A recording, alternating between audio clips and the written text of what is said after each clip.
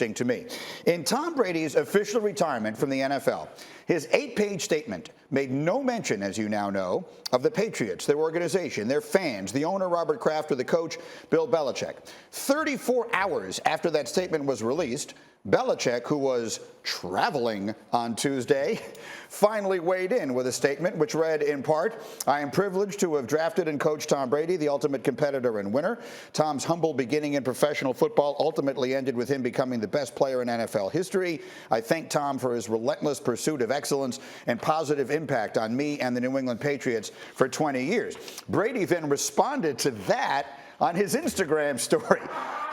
He took the time to write, "Thank you, Coach Belichick. I appreciate being coached by you, the greatest coach in NFL history." It was followed by 3 heart emojis. So this, I would describe this, and this is the one area in which I'm an expert, okay? So Bart and D. Wood, I always defer to your expertise in football. But passive-aggressive behavior is my forte, okay? You're playing my ball game now. I'm telling you, this is the most passive-aggressive thing I've seen in a very long time. D. Wood, you played with Brady at the beginning of his career. What do you think of it all? Greeny, this is right up your alley right here, man. Right up your alley, just pouring fuel on the fire. But listen, man, I just think that, hearing all the Patriots fans, moaning and crying about, oh, Tom didn't mention us and all those type of things. Relax. I mean, y'all literally had a love fest when he left for Tampa Bay. And so I think Tom Brady took the time to thank the Buccaneers organization and listen, I think there's going to be something special that's going to happen between Tom Brady and the Patriots in the coming days or weeks or whenever it's going to happen. But man, did everyone get things all fired up for nothing? I mean, the guy gave you 20 years, 10 Super Bowl appearances, 6 Super Bowl championships. I mean, what more do you want? It's mind-boggling to me. I want Andy Cohen to host the reunion show so they can sit up there and put all the tea out there. Because, I mean, where the hell was Bill Belichick traveling? Zamunda? Like, come on, man. Like, what flight lasts all day that you can't comment on what happens? And most of these airplanes got Wi-Fi. He could have released a statement. Like, it's going back and forth. I love the level of pettiness. I'm here for all of it. And listen, I love Tampa Tom because he was all about his feelings and he let us know about his personality. And now we got Bill out here doing the same thing. Say what you said to me in the break. It's goaty. It's the way the goats act. It's goaty. Go back to Michael Jordan's Hall of Fame speech. It was the most passive-aggressive. It wasn't even passive. It was just aggressive. He just used that opportunity to take shots. Yeah, the best thing he could have did was just put K back. If you'd put K back to what Bill said, it would have been the ultimate diss. What do you think of all this, Tannenbaum? Well, first of all, I hate following Bart, but what I would say is, there was a lot of theories out there that their marriage lasted as long as it did and that it only broke up 2 years ago. And I think we're seeing some of those emotions bubble to the surface. People going back 5-6 years ago thought it was going to end. So I think it's just 2 great, headstrong people letting it play out in public right now. D-Wood, let me look, I understand what you're saying. If you want to say the fans need to get over it, that's fine. That's a different conversation.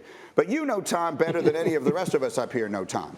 He's the most calculated person in the world. He doesn't do anything accidentally. So clearly, this was a conscious decision that was made to exclude everything about the first 20 years, the first 91% of his NFL career in his retirement. Yes? Okay, Greeny, you got me. Yeah, he was being extra petty. There's no question about that.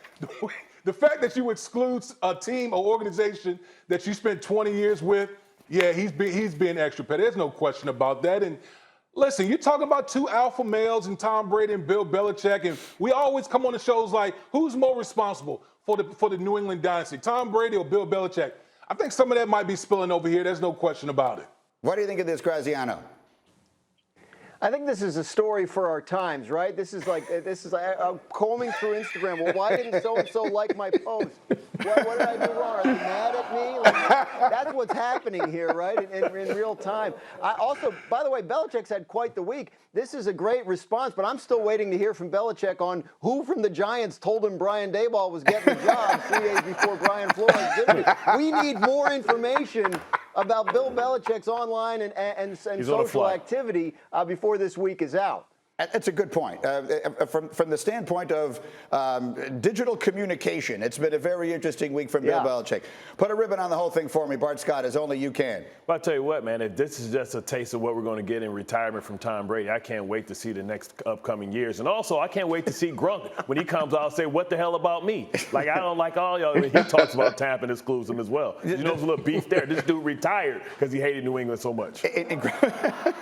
In Gronk's retirement, does he thank Belichick, Kraft, and the Patriot fans? No, only Buccaneers. Okay, fair enough. See, he gonna thank his high school coach or something like that. It's a thing. All right. Thank you for watching ESPN on YouTube. For live streaming sports and premium content, subscribe to ESPN+.